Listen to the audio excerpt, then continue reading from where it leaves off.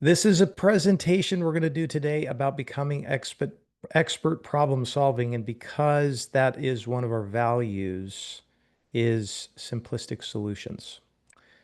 We want to become great at doing this because the end result of this ultimately is delighting the client. The better problem solver you become, the more you add value to not only your team, you add value to the client, and it just makes things so much better when you become a better problem solver. Let's talk about why problem solving even matters, and specifically for you guys. That's the question I always ask, who cares? And there's three different things I want you to think about. Number one is the importance for the company, so driving innovation, and it also fosters a proactive way to run the culture. So think about your situation is when we have better problem solving, we're going to see more innovation happen as a firm. And it's a more proactive way to function as a firm. Number two is you guys get to be decision makers.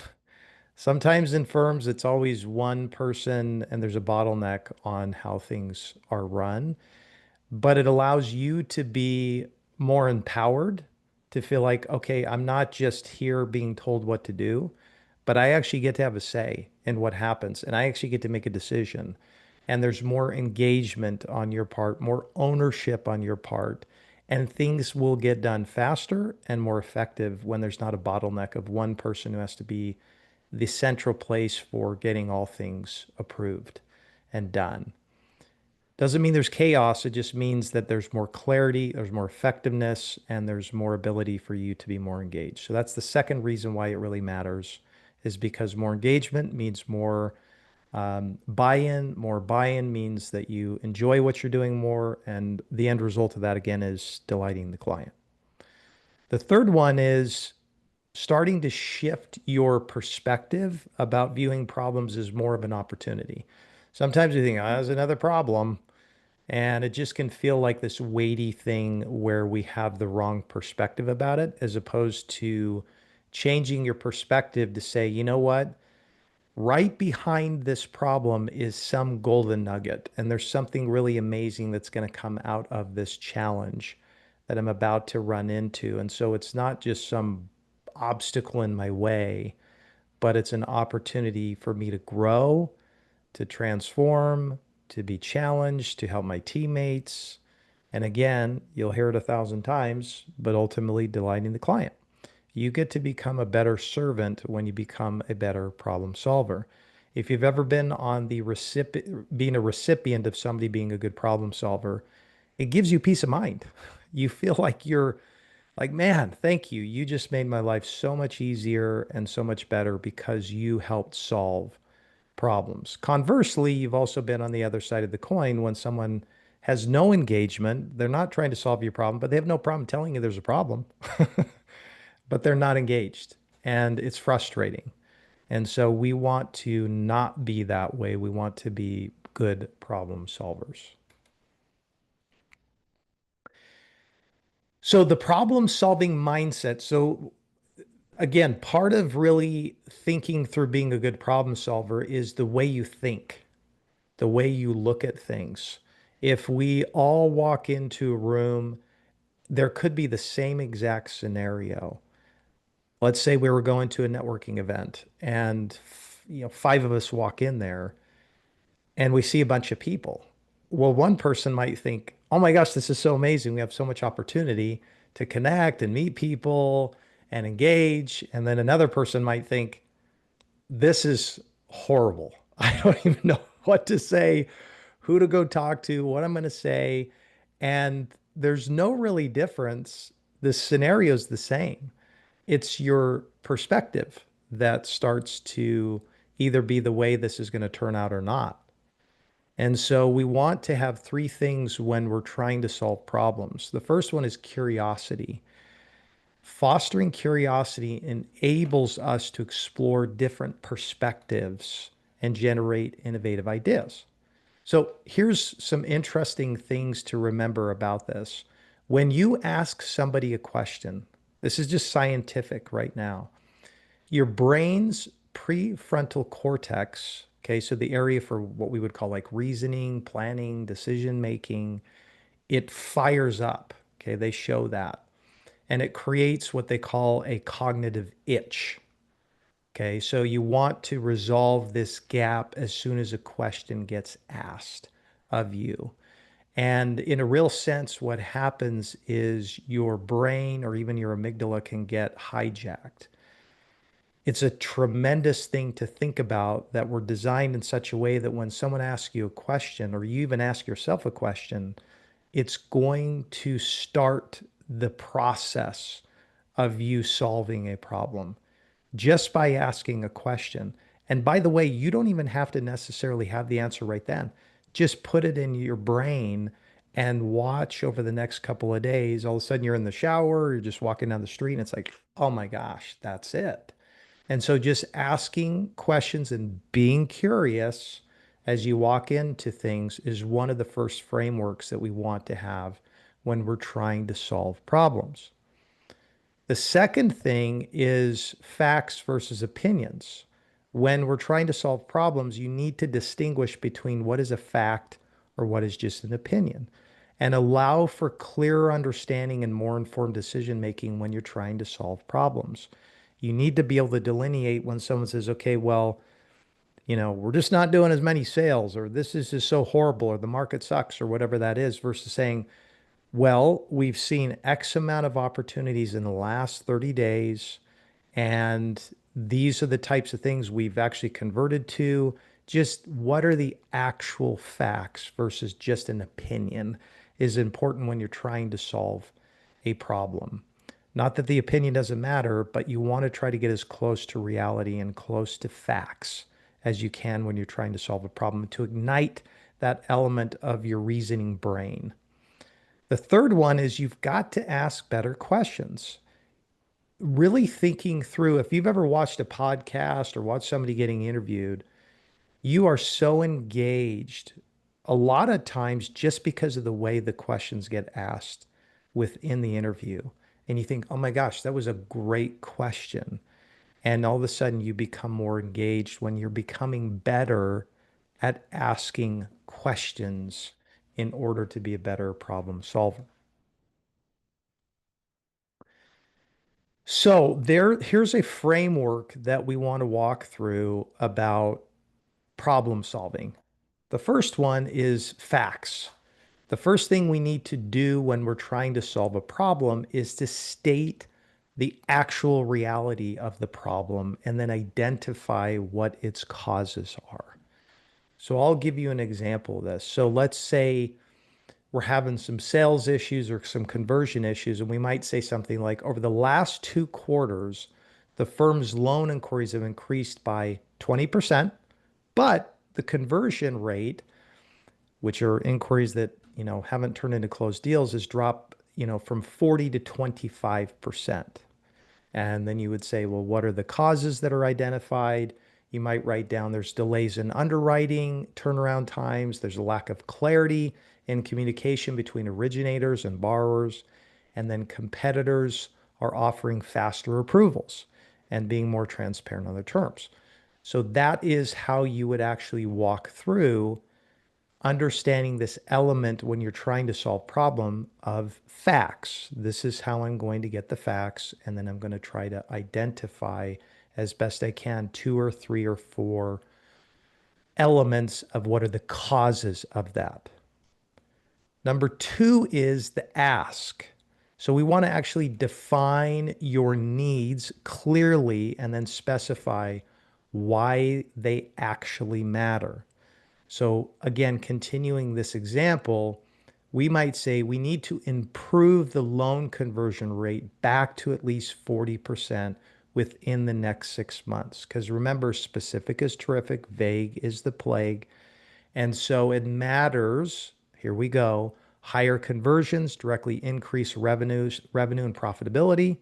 There's stronger client confidence and then repeat business. And then thirdly, it maintains the firm's reputation for streamlined, reliable closings. So that's how you would actually tackle step number two, which is again the ask. Step number three is then the solution. So you're going to brainstorm options, consider people, strategy, training, technology. So going on with the example, we might say we're going to assign dedicated client liaisons to manage the borrower communication and then reduce the friction. The strategy that we might implement is to shorten the underwriting cycle with a pre-screen checklist and a fast track lane for qualified borrowers. And then we might do some training to say, look, provide the sales team with some workshops on setting bars with expectations up front. And then we might look at something with technology to say, let's go ahead and implement something like an AI-driven deal tracker tool to flag the bottlenecks and then provide real-time updates to borrowers. Okay, so that would be step number 3 in the problem-solving process. And then again, step number 4 is execution. So once we've gone through that process together, then we would have to actually choose a solution. For example, combine people and technology improvements, assign client liaisons, plus implement the deal tracking tool. We would have to actually say, well, then who's the ownership of this? Well, the head of the sales and then the head of the operations would be the persons that are actually responsible and accountable for that. You put some deadlines to it. We would pilot the client liaison program within the 30 days. We do deal tracking system within 90 days, and then we would measure it to say, what are monitor the conversion rates to say, did we go from 25 to 35 in the next 3 months, and then we go to 40% by month 6. So that is the process that we would implement when it comes to problem solving. I'm going to stop there for just a minute for comments or questions before we move on.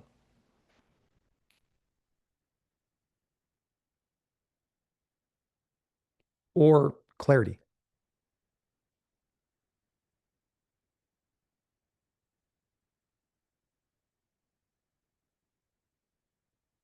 Okay.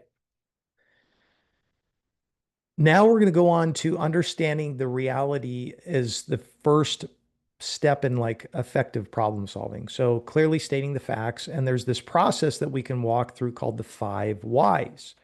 Have any of you guys heard of the 5 whys before? Yeah, I know we've taught on it before, but it's this idea of, whenever you state a problem and you say, okay, well, this is the problem. This is what's going on. Sometimes we just take it at face value and we don't really ask ourselves tougher questions. We don't dig deeper into it. We don't try to go a little bit further down to say, well, what is the actual problem that's going on and get to the core and the root of it. And so asking, and this is, by the way, this isn't my, idea. This was been brought up from somebody else, and I don't know the name of them, but this has been used for years and years by groups. But let's just say, for example, we say, okay, the team missed the project deadline. That's the problem. You might say, well, why was the deadline missed? And we say, well, because the final report wasn't completed on time. Okay, so we just made a secondary statement. That was okay. Well, why wasn't the final report completed on time? Well, because the analyst didn't receive the necessary data until the last minute. And we go, well, why didn't the analyst receive the data on time? Well, because the data team had delays in compiling the information. Guess what we do? Why did the data team have delays? Well, because they had to wait for inputs from a third-party vendor. Well, why did the vendor provide inputs late? Because there was no clear deadline communicated to the vendor. Ah, okay. So, root cause? Guess what? The missed project deadline stemmed from poor communication of expectations to the vendor. Okay. Now we got to the root of the problem. When we got to the very top, we just said, well, guess what? The problem is the team missed the deadline. When we got down to the 5 questions that we kept asking, we got to the cause and realized that, oh, it was actually poor communication and expectations to the vendor. So see the power of what happens when you really, really start pressing down and asking questions off of the next statement in line. And then ultimately, when you take that, you need to have a corrective action to say, well, we need to then now establish a standard process for vendor communication, including clear deadlines, reminders, and buffer times for dependencies. Okay. So we just took that, what we thought was the problem at the top of it, and we moved into a deeper root one. And then we can actually get to a corrective action that matters as opposed to one that might have been the wrong problem that we were trying to engage. Okay, now defining the needs with clarity and specificity is crucial for effective problem solving. Again, understanding the whys, each request helps the team create more focused solutions. You get way more focused when you really drill in and try to understand your overall goals. Brainstorming solutions. This is another thing that you can use, leverages team creativity to explore diverse options. So we engage things as the best path forward. We've done this in many instances. In fact, ironically, guys, I know this is going to sound kind of crazy.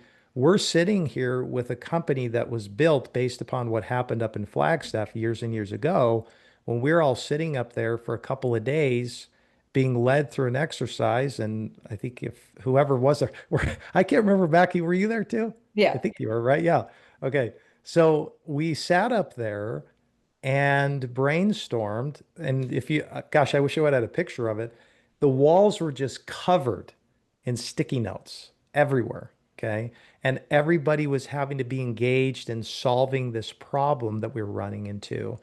And ultimately, we came up with one of the major things we needed to do and came out of that weekend of hours and hours of time with we just need to create our own fund. And that was the birthright for this whole thing coming together because all these minds were coming together on this collective thing by brainstorming and putting it all on the wall. And there was tremendous power in that. I think we all left there just really, really engaged and excited about what was going to happen. And so that's part of this exercise for us to do as well. And then effective execution is crucial for success. So after you choose a solution and you could have a weekend or you could have a problem solving exercise, it doesn't really mean a hill of beans unless you actually execute and establish deadlines and then measure results and make sure that things are getting done. Because otherwise, it was just nothing more than a wish and a hope. And we can't run that way. And so when we actually did our last retreat this year, we had a tremendous time and we actually had deadlines that we walked out of with things that went on the calendar with follow-ups, which by the way, we still do today as follow-ups about every 30 days to make sure we're actually doing it. And we have. And so following through is a critical part of problem solving as well. So here's some principles that you can hang on to. These are general philosophical concepts that you can latch on to become an expert problem solver. The first thing is you got to be clear, get clarity. Clear communication, understanding problems lead to effective solutions that everyone can align. You have to be good at clarifying. Mackie's really good at this. She presses me all the time. What do you mean by that? I need more clarity, right? And at first you can kind of go like, ah, but you immediately go, yeah, we need more clarity in order to really define the problem. The second thing is creativity. So we need to be innovative and thinking of things that might be unique solutions to encourage the team to explore, various different possibilities. So bopping around and trying to figure out ideas, working together, we can be more creative. And then the third one, in order to be an expert problem solver, is you need to work together. Synergy. We need to be a team. We need to think like a team and work collectively because 1 + 1 = 3. We will get so much farther when we're working together. I can't remember what the quote is, something like, if you want to go fast, do it yourself. If you want to go farther, do it together. And so that's what we want to do is we want to go farther together. I think a really good real world example for us probably is the most recent retreat that we did. If you remember, we actually walked in really trying to figure out how can we in a very tangible way, do a better job of delighting the client. That was the goal. We wanted to really find out ways to become better at delighting the client. And for me personally, I saw so much come out of that because we were locked in a room for hours on end, took some breaks here and there, and we just brainstormed. We were asking tough questions. We were working together. Everybody was throwing their ideas in. We were on a whiteboard, just whiteboarding things out. And there were so many things that came out of that that personally were great for me, which is one, I didn't realize how much clarity that we got out of that that we never would have done if we wouldn't taken the time. The second thing was we had asked this question to say, what are the real drivers of our business? You know, what are the things that actually move the needle for us? And I remember we were all very surprised and we just realized, yeah, these were the three or four things that were actually the growth flywheel of our business. And all the rest of this stuff is just fluff. And so let's stop spending time on these things and spend more of our time on the things that matter the most. And so we were able to actually have practical application to improve efficiency of the things we spend our time on and the things that we don't spend our time on. And I just saw everybody so engaged in that.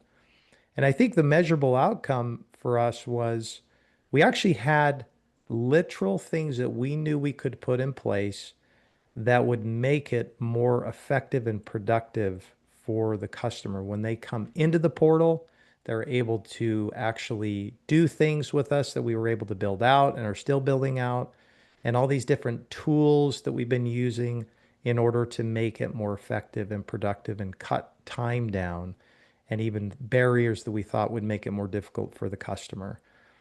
And then for us, I think the continual improvement is we just keep addressing it over and over again. It's not something we said we're going to let go, but it had to go on the calendar.